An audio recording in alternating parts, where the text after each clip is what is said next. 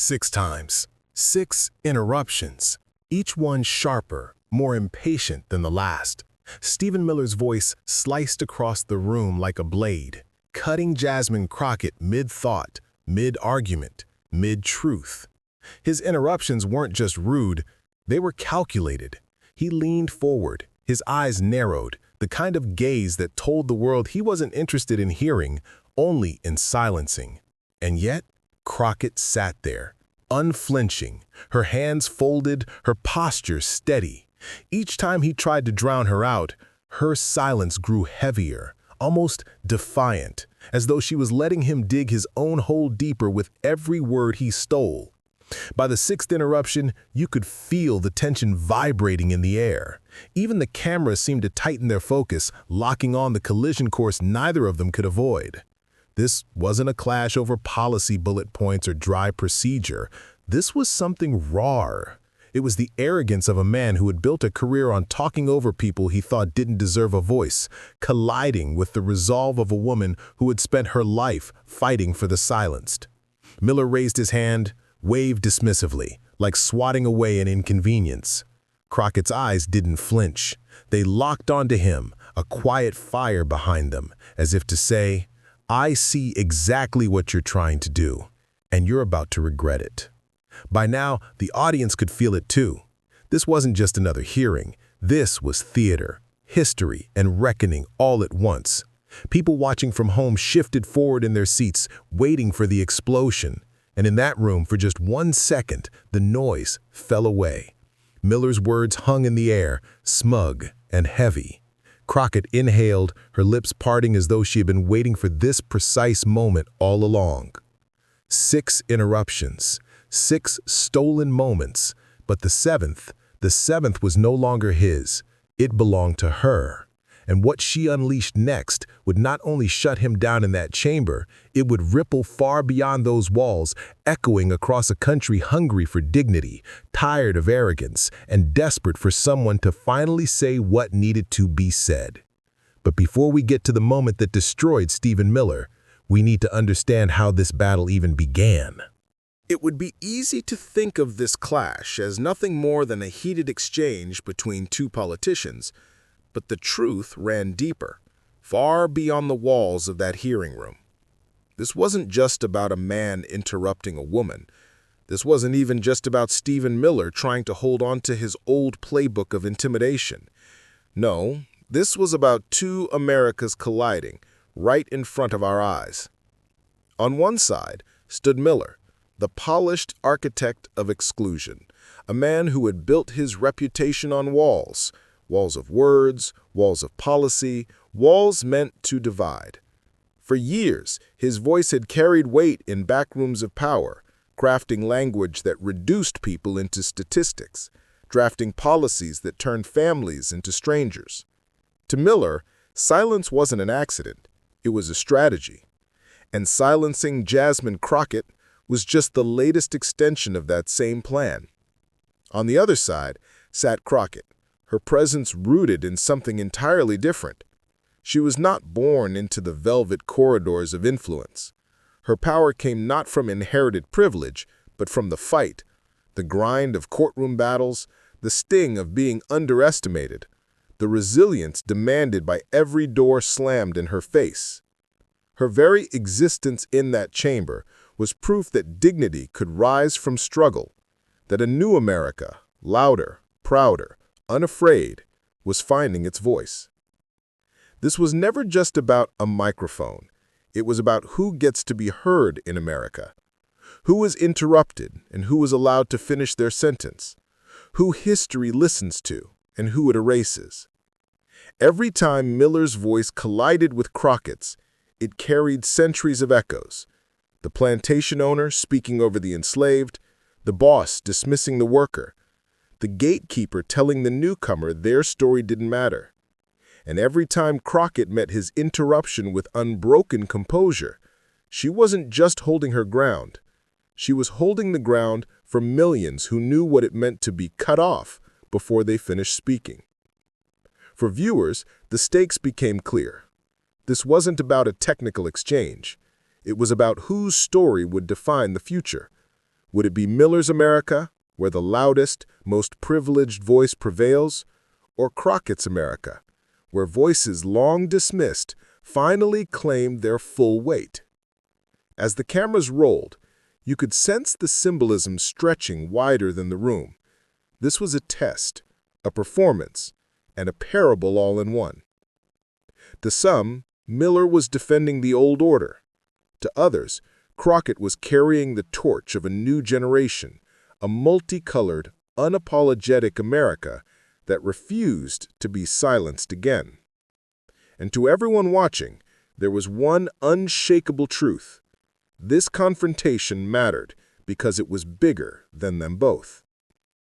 The stakes weren't just political, they were moral.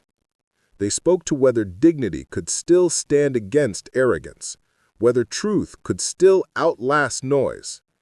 And for those who had ever felt invisible, ignored, or interrupted, Crockett's poised silence carried more meaning than any shouted speech.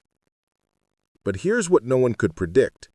This tension, this high-wire balance between arrogance and dignity was about to snap. And when it did, the fallout would not only decide who won the room, it would leave the entire country in disbelief. And as the stage was set, the audience had no idea the storm about to unfold. Stephen Miller did not become who he was in that hearing room by accident. His interruptions, his sharp tone, his dismissive hand gestures, they were not spontaneous quirks of personality. They were the predictable culmination of a life spent believing that power was the right to dominate the conversation, to define the rules, to decide who speaks and who is silenced. To understand why his clash with Jasmine Crockett mattered so much, you have to trace Miller's path, the arc of a man who had long perfected the art of turning silence into a weapon. From his earliest days in politics, Miller made a name for himself not by building bridges, but by drawing lines.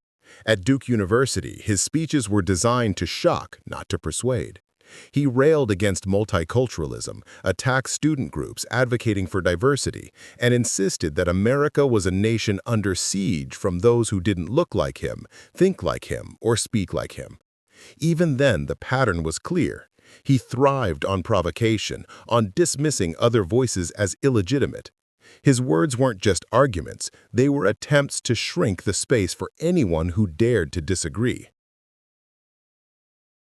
Fast forward to his role in the Trump administration, and the stakes of Miller's philosophy skyrocketed.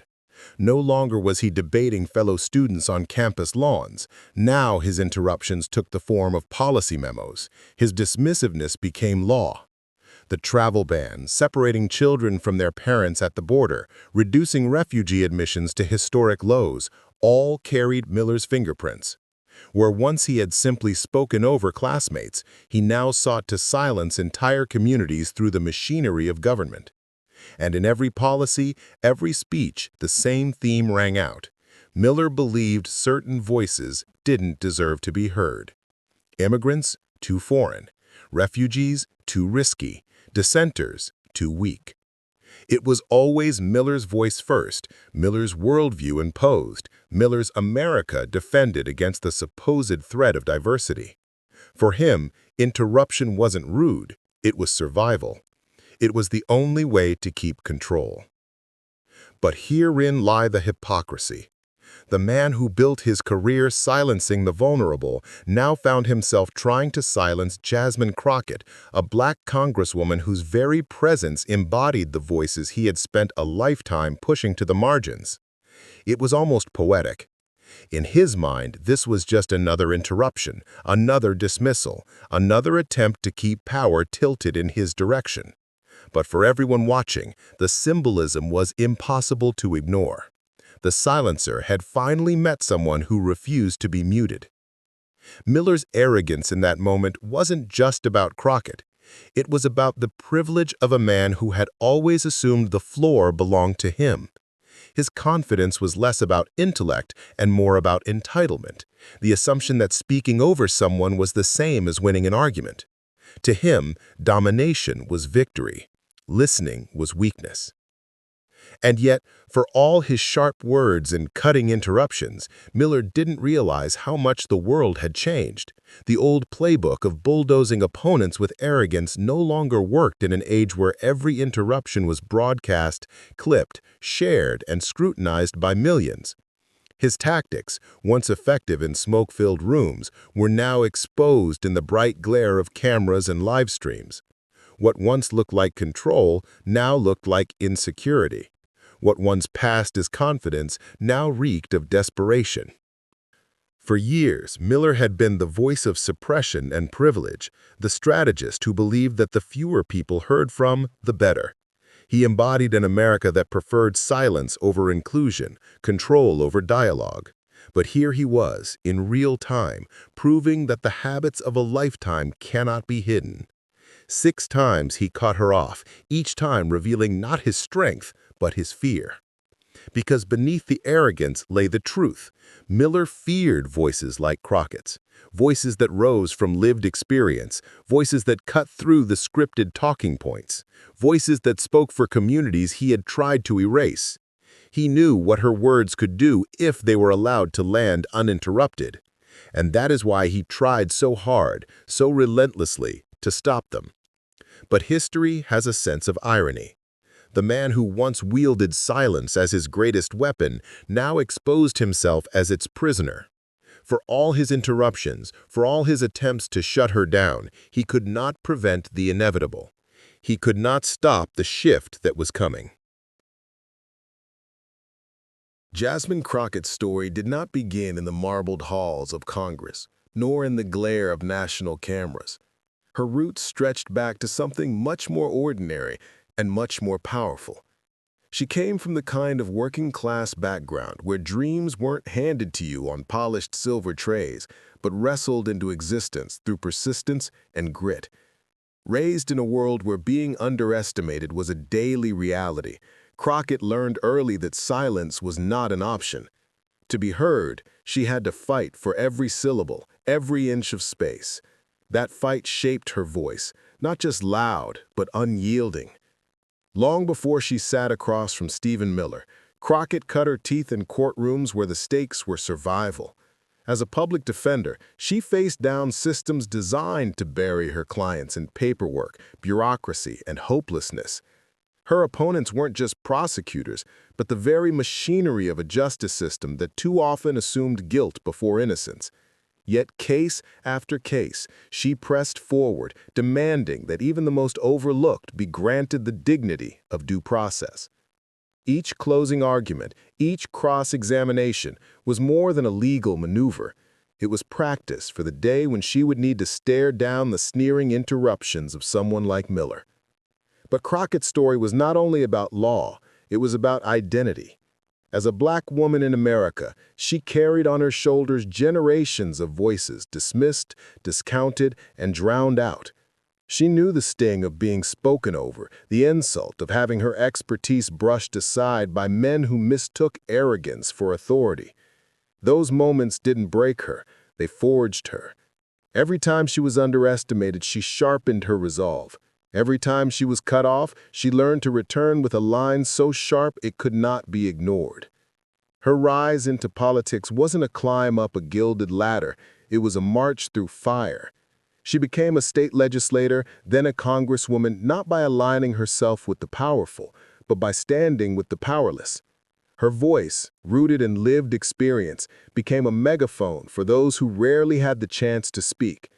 When Crockett spoke, she wasn't only Jasmine Crockett, she was every worker dismissed by their boss, every immigrant told to go back, every woman talked over in boardrooms, classrooms, and living rooms.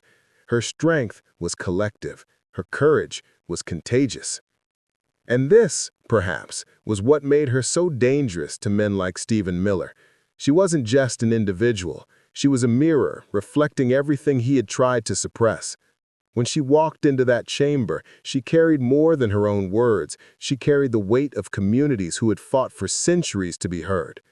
The interruptions he hurled at her weren't just attempts to stop one woman.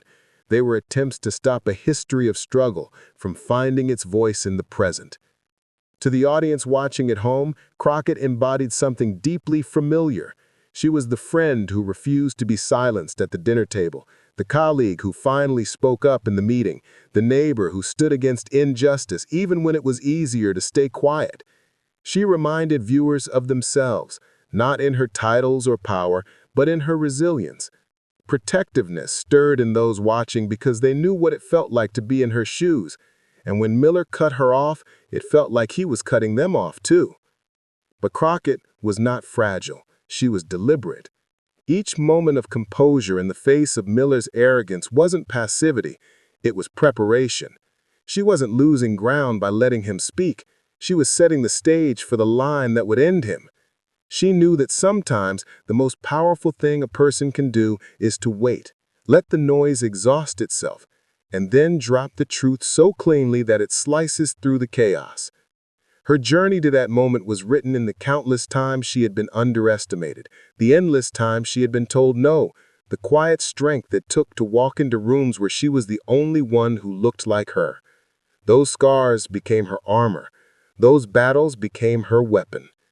By the time she faced Stephen Miller, Jasmine Crockett was not merely a congresswoman in a debate. She was the culmination of a lifetime of struggle and triumph, ready to stand in for all those whose voices had been stolen. Her story was not of privilege, but of persistence, not of entitlement, but of endurance. And in that chamber, when her eyes locked on Miller's, it wasn't just another exchange of words.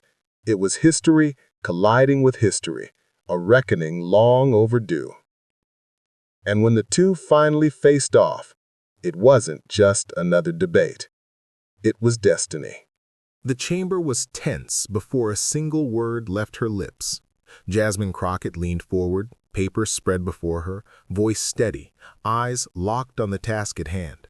She wasn't rushing. She didn't need to. Every word was deliberate, chosen with the precision of someone who knew the weight of her voice. But before she could finish her first point, Miller cut in. "Congresswoman, that's not—" She paused, not rattled, not shaken, only allowing him to reveal his impatience. Her eyes flicked to him, the corners of her mouth pressing into the faintest smile, as though she knew this interruption was only the first of many. She continued, reclaiming her time with calm authority. But then came interruption number 2, louder, more dismissive. Miller's tone carried that old familiar arrogance, as though her words were not worth the courtesy of completion. Once again, Crockett did not flinch. If anything, her voice grew clearer, her cadence sharper, as if every cutoff only honed the blade of her rebuttal. By the third time, the audience watching at home could feel the pattern forming. Miller wasn't listening, he was unraveling. His interruptions weren't the product of debate, they were the frantic scrambles of a man watching his grip on the narrative slip through his fingers. Crockett, meanwhile, looked less like someone being interrupted and more like someone allowing the interruptions to expose themselves. She was steady, poised, as if she were counting them one by one in her head. 4. He jumped in again, trying to derail her thought with a flourish of condescension.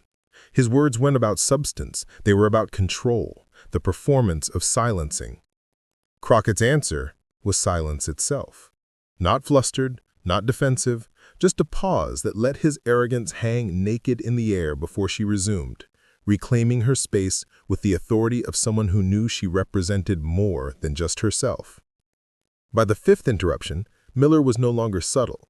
His voice cracked with impatience, his hand gesturing sharply, his eyes darting toward the chair as if begging for backup. But no backup came. The room had begun to sense what was happening. This was no longer a debate, it was an unraveling. Miller's composure slipped with every word he stole. Crockett's power grew with every interruption she endured. She didn't need to shout to match his volume. Her calmness was louder than his fury. And so the countdown reached its edge. 6 times Stephen Miller had cut across Jasmine Crockett's words. 6 times he had tried to silence her. Each attempt more desperate, more revealing than the last. The tension in the chamber was electric, the audience on edge, leaning forward, knowing something was about to give. Miller thought the interruptions had weakened her. He thought each cutoff was a victory. But in truth, each one was a strike against himself, chiseling away at his own credibility. The stage was set, the room bracing itself, history leaning in. And then came interruption number 6, followed by the line that changed everything. The sixth interruption cut across her sentence like a blade. Miller's voice rose, sharp and insistent, the kind of tone meant not to argue, but to dominate. He leaned back in his chair with the confidence of someone who had played this game 1,000 times before. To him, it was already over. He smirked, convinced that his voice had swallowed hers whole, that the audience would remember his words, not her silence. But the silence he thought he owned no longer belonged to him. It belonged to her. Crockett didn't rush to respond. She didn't raise her voice. She simply let the pause breathe, stretching across the chamber like a storm about to break. Her gaze never wavered. She fixed it on him, steady, unblinking, the quiet fire in her eyes daring him to keep underestimating her. The room, which had moments earlier been filled with the clutter of voices, seemed to shrink into that silence. Even the cameras seemed to lean closer, zooming in, waiting for the release. Miller adjusted his tie, a gesture of habit, but one that betrayed his growing unease. He had expected her to flinch, to rush, to stumble. Instead, Crockett's calm was disarming. She inhaled, slow and deliberate, her shoulders rising with the kind of patience that made the audience at home instinctively hold their breath alongside her. And then she spoke. "Mr. Miller, it's telling that you keep cutting me off, because that's all you've ever done, cut people off. You've cut off immigrants at the border. You've cut off refugees searching for hope.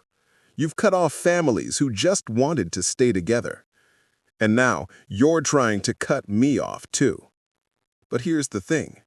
You don't get to write the last line of my story. Not here. Not ever." The words landed like a thunderclap. The smirk evaporated from Miller's face.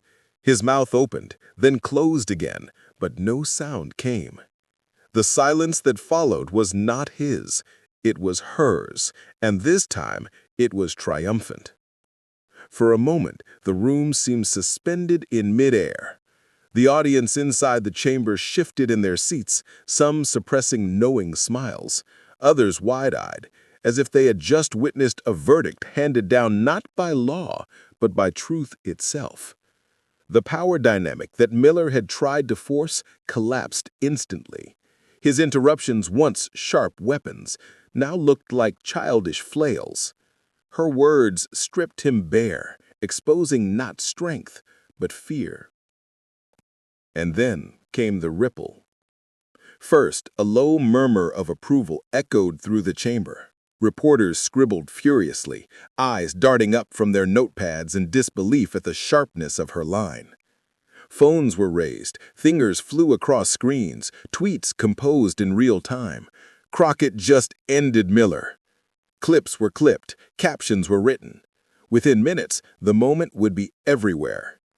On Twitter, hashtags began to form. Hashtag Crockett Clapback. Hashtag Mic Drop Moment.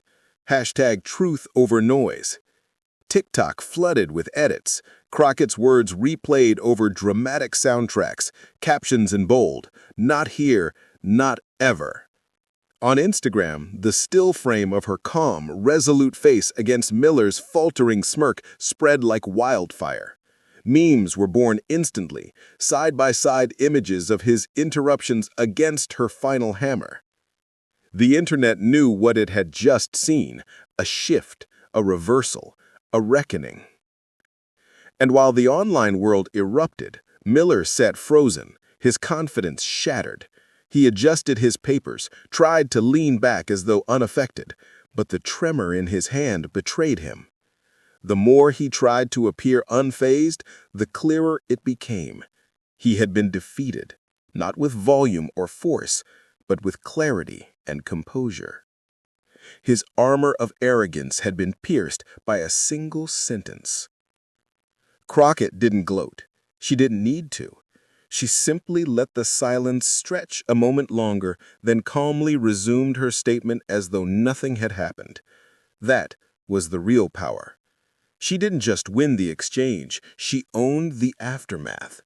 She showed the country that the surest way to dismantle arrogance wasn't to meet it with noise, but to confront it with dignity sharpened into a blade. For viewers at home, the resonance was personal. People who had been interrupted in classrooms, in offices, in families, people who had felt their words dismissed before they were finished, saw themselves in Crockett. She wasn't just speaking for herself, she was speaking for them. And in doing so, she turned a political spat into a cultural moment. Reactions poured in. Commentators called it a turning point. Activists hailed her for saying what so many of us feel. Late-night hosts would later replay the clip, pausing on Miller's smirk vanishing in real time, the punchline writing itself. But in that exact moment, none of that mattered. What mattered was that Jasmine Crockett had just taken a man who thrived on interruption, on silencing, on suppression, and ended him with a single, unforgettable truth. The cameras captured it all. Miller's falter, Crockett's fire, the chamber's stunned silence. And though the debate carried on, it was clear to everyone watching that the story had already been written. Miller lost not just the argument, but the aura he depended on. Crockett not just won the room, but the respect of a nation. Because sometimes one line can do what hours of noise cannot. Sometimes dignity doesn't just endure arrogance, it destroys it. But Crockett's words didn't just end Miller in that room. They unleashed shockwaves far beyond it. The moment didn't just stay in that room. It erupted like a spark on dry grass, spreading faster than anyone could contain. Within minutes, the clip of Jasmine Crockett's takedown of Stephen Miller was everywhere. News alerts buzzed on phones, timelines flooded with the same video from 10 different angles, and hashtags began climbing the ranks before the debate was even over. Not here, not ever, shot to the top of Twitter's trending list. Then came hashtag Crockett Clapback and truth over noise. TikTok creators wasted no time, remixing her line into slow-motion edits, pairing it with dramatic movie scores, captions exploding across the screen. She said it for all of us. On Instagram, screenshots of Miller's smirk dissolving into stunned silence spread like wildfire, paired with captions like, "This is what accountability looks like." Miller himself was silent. No statements, no counterspin. The man who had interrupted 6 times suddenly had no words left. For someone who thrived on always having the last line, his silence was louder than anything he could have said. And the contrast was devastating. Crockett's voice grew exponentially, reaching millions who had never even heard her name before that night, while Miller's faded into irrelevance, swallowed by the echo of her words. Cable news seized the moment. On MSNBC, commentators replayed the clip with wide grins, calling it the rebuke of a generation. CNN panels dissected it frame by frame, marveling at how Crockett's composure dismantled years of Miller's cultivated arrogance. Even some conservative voices couldn't spin it cleanly. Her delivery was too sharp, his reaction too damning. But the real impact wasn't on the pundits' couches. It was in the living rooms, buses, classrooms, and workplaces of ordinary Americans. People who had been interrupted in board meetings, talked over at dinner tables, or dismissed in classrooms saw themselves in Crockett. She became a mirror for their own silenced moments. Her words, the retort they wished they could have delivered. Online, stories poured in. I played her clip 3 times before bed, felt like she was talking for me. I showed it to my daughter, told her, "This is how you hold your ground." As an immigrant, I cried. He tried to erase us. She didn't let him. Memes turned her phrase into rallying cries. T-shirts appeared overnight, emblazoned with "Not here, not ever." Artists sketched portraits of Crockett with flames behind her, circulating on Instagram as digital posters of resistance. Her words leapt from the chamber to culture, becoming more than a clapback. They became a declaration. Meanwhile, Miller became the punchline. His 6 interruptions turned into TikTok countdowns, each clip numbered, each smirk cataloged, culminating in the moment of his collapse. Twitter threads mocked his losing streak in real time.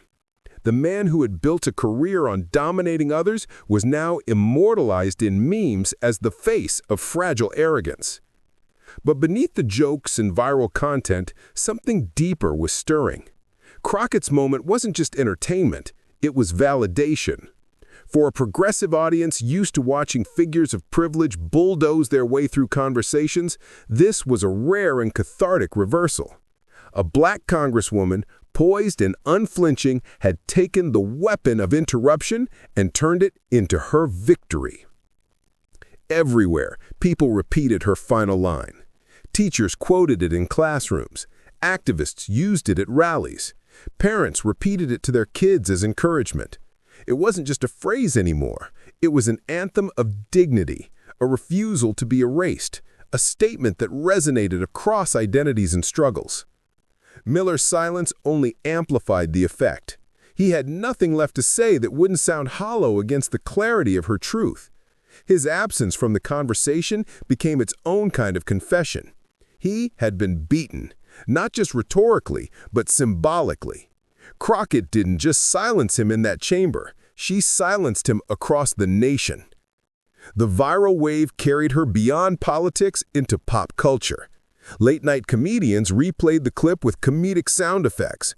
Musicians sampled her words in remixes. Even sports commentators referenced it. That's a not here, not ever kind of defense. It was everywhere, woven into the language of everyday life. The clash was over, but its echoes were only beginning. For Miller, it was humiliation that would stick. For Crockett, it was the start of something larger. Her voice amplified, her platform expanded, her words etched into the memory of a country hungry for dignity over noise.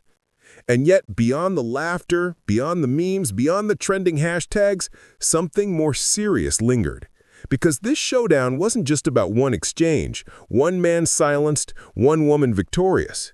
It revealed something bigger, about who gets heard, who gets cut off, and what it means to finally claim the microphone. When the dust settled, when the hashtags slowed their climb and the memes began to fade into the background noise of the internet, something deeper remained. Jasmine Crockett's words didn't just end the heated exchange, they crystallized a truth far larger than Stephen Miller's arrogance, larger than one night in one chamber. They spoke to something every person who has ever been interrupted, dismissed, or erased has felt in their bones. Dignity will always outlast noise.